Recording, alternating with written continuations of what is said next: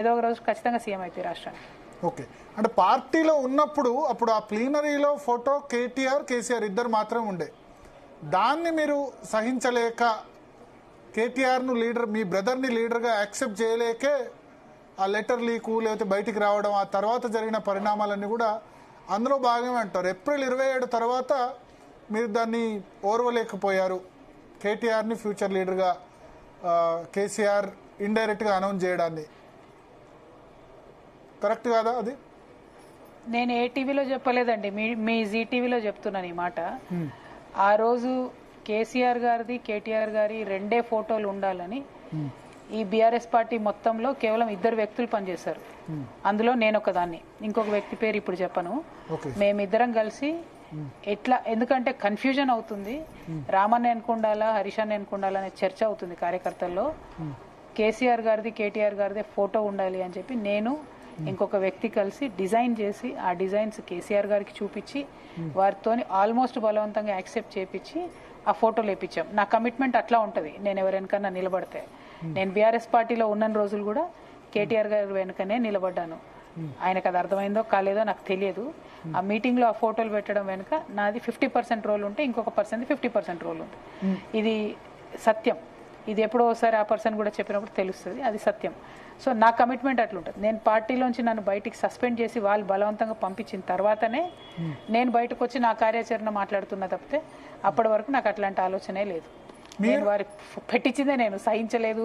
ఇవన్నీ waste arguments ఇవి. మీ role ఉందని కేటీఆర్ తెలుసా? ఆ ఇద్దరు పర్సన్స్ లో మీరు కూడా ఉందని ఆయనకు తెలుసా? ఇప్పుడు చెప్తున్నారు అంటే ఆయన కన్నా తెలుసా? సరే, ఏ మీడియాలో చెప్పలేదు కానీ నాకు తెలియదు. ఆయన తెలుసో తెలియదో నాకు తెలియదు. నా కమిట్మెంట్తో నేను పని చేసుకుంటే అట్లీస్ట్ మీ ఫాదర్కి అయితే తెలుసు కదా, ఎందుకంటే ఆయనతోనే చెప్పారు కాబట్టి ఆ ఇద్దరు ఫోటో పెట్టాలని తెలిసి ఉండాలి. ఫాదర్తోనే కదా మీరు చెప్పింది, అంటే ఇద్దరు మీరు గట్టిగా ఫైట్ చేసి ఫాదర్ అయినా మరి ఇంకొక పర్సన్ నేను కలిసి ప్లాన్ చేసి. ఓకే, ఆ పర్సన్ రాజకీయాల్లో లేరా? ఉన్నారు. ఓకే. సో ఇప్పుడు నాకు ఒకటి బాధ ఏంటంటే కవిత గారు, సార్ రాజకీయాల్లో వేర్వేరు పార్టీల్లో వ్యక్తులు ఖచ్చితంగా ఉంటారు.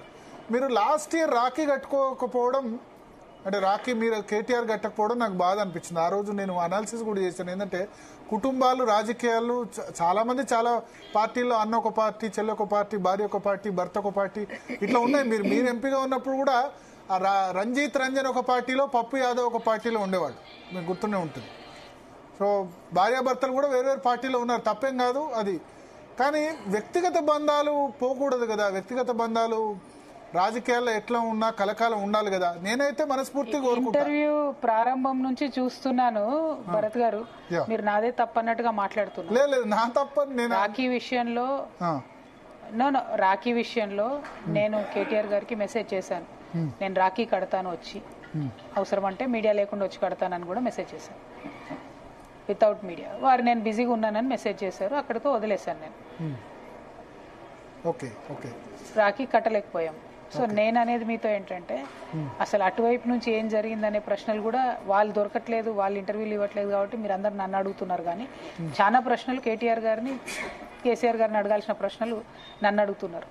సో మిమ్మల్ని నేను రిక్వెస్ట్ చేసేది ఏంటంటే, ఒక ఆడబిడ్డ ఎప్పుడు కూడా తనంతట తాను ఏ బంధాన్ని వదులుకోవాలని అనుకోదు. నేను కూడా వదులుకోలేదు బీఆర్ఎస్ పార్టీని. బీఆర్ఎస్ పార్టీ నుండి నన్ను సస్పెండ్ చేశారు. సో ఆ విషయం దయచేసి మీరు ప్రేక్షకులకు కూడా గుర్తు చేయండి, మీడియా మిత్రులకు కూడా మీ ద్వారా మళ్ళొకసారి నేను గుర్తు చేస్తున్నాను. నేను వదిలిపెట్టలేదు బీఆర్ఎస్ నన్ను సస్పెండ్ చేసింది, తర్వాత నేను రాజీనామా చేశాను.